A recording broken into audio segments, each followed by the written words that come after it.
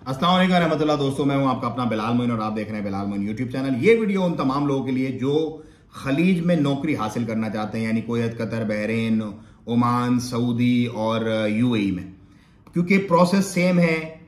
Almost जो चीज़ें हैं वो पूरे खलीज की सेम है। और गल्फ में जॉब कैसे मिलेगी ये मैं आपको बताऊंगा।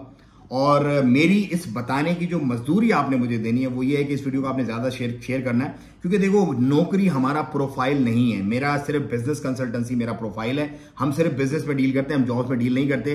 लेकिन मेरी जो देखने वालों की एक बहुत बड़ी तादाद है, वो हर उसमें वीडियो में उसके कमेंट होते, सर हम अफोर्ड नहीं कर सकते, हमें नौकरी के बारे में भी बताएं। तो इस वीडियो में मैं आपको खुल के बताऊंगा, क्योंकि मैं खुद एक अच्छा बड़े वाला नौकर रहा हूं। बड़ा वाला जो गुलाम होता है ना, इलीट वाला गुलाम, वो एक बड़ी मल्टीनेशनल कंपनी में मैंने 12-13 साल जो है वो जॉब की है। तो ऊपर से मैंने ओवरव्यू किया सारे मामलात को, तो मैं बहुत अच्छे से जानता हूं कि खलीज के अंदर जॉब्स की तरतीब क्या होती है। क्योंकि मैं थोड़ा सा आपको बैकग्राउंड बता दूं कि वारिद का जो प्रोजेक्ट था, वारिद जब नई आई थी वतीन ग्रुप, उस वक्त सक्खर से लेके और जो बलूचिस्तान की इसकी बॉर्डर है ईरान की, वहां तक पंजगोर, पसनी, गवादर, सारा ये प्रोजेक्ट पूरा मैंने किया था। उसके बाद फिर सीएम पार्क के प्रोजेक्ट पे शिफ्ट हुआ था मैं। फिर चाइना मोबाइल जो हो गया अभी, तो गिलगित और केकेएच का, कश्मीर का और इस्लामाबाद का ये जो पूरा प्रोजेक्ट था ये किया। फिर उसके बाद मैं ओमान आ गया था। ओमान आके जो ओरिडो का प्रोजेक्ट था, जो नोरस था पहले, अब ओरिडो बन गया है, वो भी प्रोजेक्ट फिर मैंने किया था। उसमें ऑफकोर्स उसके अंदर जो है वो फिक्स नेटवर्क भी है, उसके अंदर जो है वो जीएसएम था, वायरलेस वाला भी सारा था, जो जिसको नॉर्मल उसमें बीएसएस कहा जाता है हमारी टर्म में। तो ये सारी चीजें मैंने ओवरव्यू की है, बहुत बड़ी बड़ी टीम्स को अल्हम्दुलिल्लाह हैंडल किया है। तो उसी एक्सपीरियंस की बिहाफ पे मैं सारी बातें आपसे कर रहा हूँ। लेकिन जब से मैंने नौकरी छोड़ी है उसके बाद मैंने मुड़ के नहीं देखा, क्योंकि मुझे ये लगा कि मैंने वो अपना पूरा टाइम जाया किया, वेस्ट किया ऊपर। हालांकि मैं इलीट वाला, मैंने आपको बताया, बहुत अच्छे मुझे पैसे मिलते थे। इलीट में गुलाम था, बड़ा वाला। लेकिन ऑफकोर्स नौकरी होती है। लेकिन स्टिल बहुत सारे जो लोग हैं जो चाहते हैं नौकरी करना, उनके लिए मैं वीडियो बना रहा हूं। वीडियो को आपने शेयर करना और आखिर तक देखना है।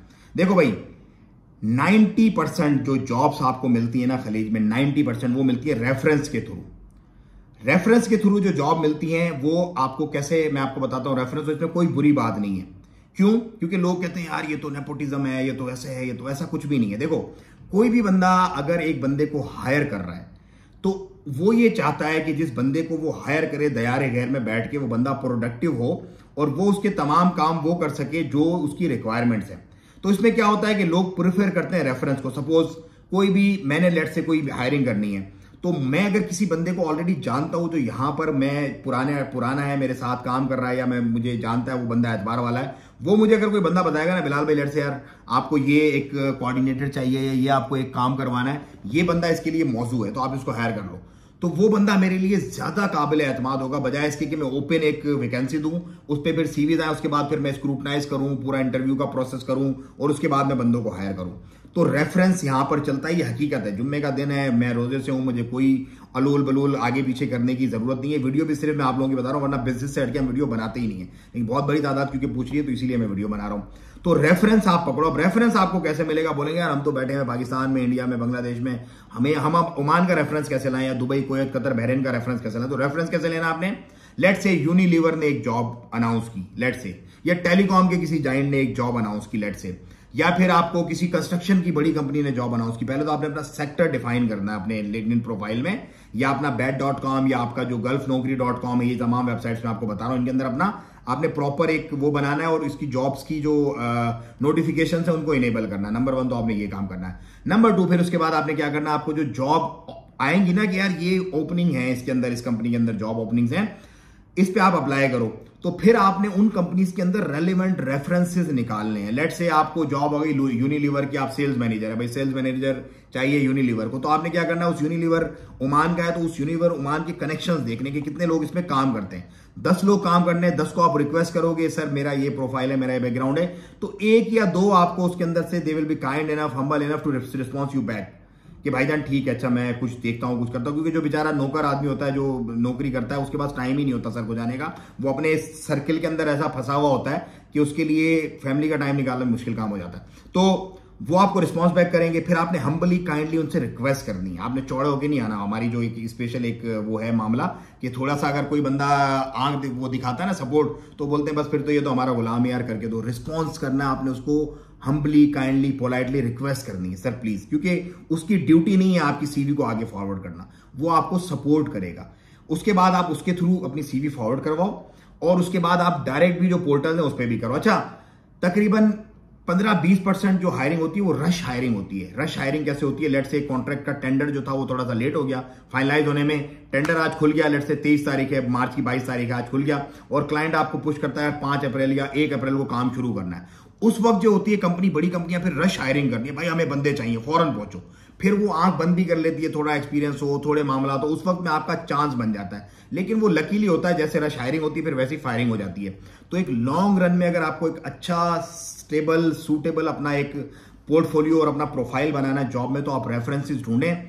ऑनलाइन जो होती है, देखो मैं खुद बता रहा हूं, हमने जितनी भी हायरिंग की मोस्टली जो है ना, हमने रेफरेंस हायरिंग की, मोस्टली रेफरेंस हायरिंग की, और बड़ी बड़ी टीम थी। मतलब वारिद प्रोजेक्ट, बहुत सारे लोग जो अभी भी जॉब कर रहे हैं, मेरे साथ जॉब कर रहे थे, वो आज भी जॉब ही कर रहे हैं बेचारे, तो उनको भी मुझे पता, उनको भी पता है। हमने बड़ी बड़ी मतलब 500 कुछ लोगों की, 200 कुछ लोगों की हमारी जो थी वो कराची की टीम थी। इसी तरह जो इस्लामाबाद की टीम थी वो भी बहुत बड़ी टीम थी। यहां पर जो टीम थी ओमान में, वो तो बहुत ह्यूमंगस किस्म की थी, क्योंकि पूरा ओरिडो पूरा हमने स्वैप किया था। पहले जो लगा हुआ था यहाँ पर ओरिडो का इक्विपमेंट पूरा उस नए वेंडर में जिसमें मैं काम करता था उससे हमने स्वैप किया था। तो जो रश हायरिंग होती है उसके अंदर आपका चांस बन जाता है, थोड़ा बहुत एक्सपीरियंस आगे पीछे कम करके विदाउट रेफरेंस चीजें बन जाती हैं। लेकिन 90% फोकस आपने ये रखना है कि आपने रेफरेंसेस निकालने हैं। थोड़ा टाइम आपको लंबा लगेगा, लेकिन उसमें चांसेस ज्यादा, बजाय इसके कि आप बंदों की तरह बैठ के जो है ना वो बस सीवियां फेंकते रहे और बोले यार कोई रिस्पॉन्स नहीं आ रहा मुझे तो बस मैं डिसहार्ट हो गया हूं। डिसहार्ट नहीं होना, देखो रोजी का राजी रब है। जिस दिन आपकी जॉब का टाइम लिखा उसी दिन आपको जॉब मिलेगी, जब से ही वो मामला स्टार्ट होगा। आपके परेशान होने से, मायूस होने से कुछ भी नहीं होगा, वो आप अपना आप खराब करोगे, अपने घर वालों को परेशान करोगे। तो आपने क्या करना है कि आपने जॉब की प्रोफाइल अपनी प्रॉपर अच्छी बनानी है।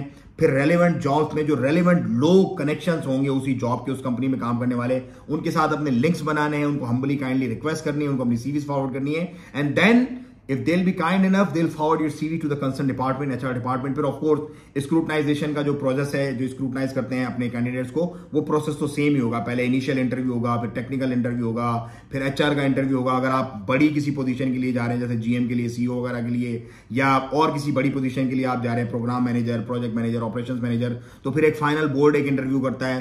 तो ये पूरा प्रोसीजर आपका होगा, इस प्रोसेस से आपको गुजरना पड़ेगा, उसके बाद फिर आपको जॉब मिलेगी।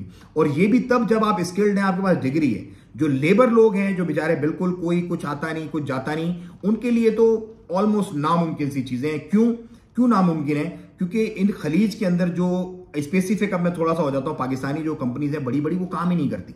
मतलब कोई बड़ा कॉन्ट्रैक्टर है ही नहीं। देखो अभी जैसे हैतम सिटी का प्रोजेक्ट गया, 1 बिलियन रियाल ओमानी का हैतम सिटी का प्रोजेक्ट इस्ट्राबैक को मिला। कौन सी सारी की सारी लेबर आएगी? ऑफकोर्स जो कंपनी होगी जिस मुल्क की, वो ही लाएंगे, और इसमें कोई बुरी बात नहीं है।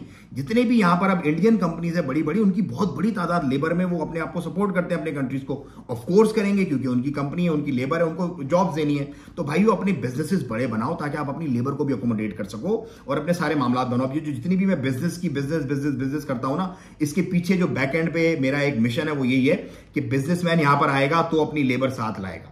मुझे दे इजाजत, दुआओं की दरखास्त, अपना और अपना बहुत ख्याल रखिएगा। वीडियो को शेयर जरूर करना है और चैनल को सब्सक्राइब करना है। अस्सलाम वालेकुम रहमतुल्लाहि व तआला व बरकातहू।